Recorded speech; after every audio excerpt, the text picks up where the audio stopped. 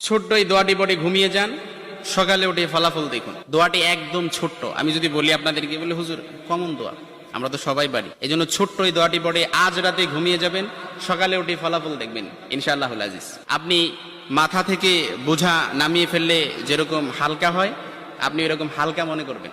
আপনি মনে করবেন আপনার সমস্ত গুনাহ মাফ হয়ে গেছে, এরকম একটা হালকা অনুভূতি আপনার ভেতরে কাজ করবে। খুশি হয়েছেন মনে হয় না?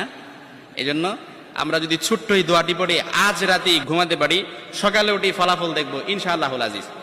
আমি যদি আপনাদেরকে হাদিসের টেক্সট শোনাই, হযরত যায়েদ রাদিয়াল্লাহু তাআলা আনহু থেকে বর্ণিত, রাসূল সাল্লাল্লাহু আলাইহি সাল্লাম বলেন, হাদিসের স্পষ্ট ন্যারেশন হচ্ছে, যে ব্যক্তি রাত্রিবেলা 3 বার এই দোয়াটি পড়ে ঘুমিয়ে যাবে, সকালে উঠেই আল্লাহ তাআলা তার সমস্ত গুনাহ মাফ করে দিবে। সুবহানাল্লাহ বাড়িতে যায় বললেন। এই জন্য আজ রাতেই যদি এই দোয়াটি পড়ে ঘুমাতে পারেন, সকালে উঠে ফলাফল দেখবেন ইনশাআল্লাহুল আজিজ।